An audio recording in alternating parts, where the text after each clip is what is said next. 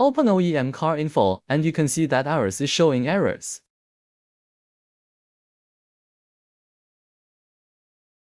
We can slide down to car settings in setup, select original car screen resolution, select original car screen resolution to choose your original car's resolution. Now you can see that our display is normal.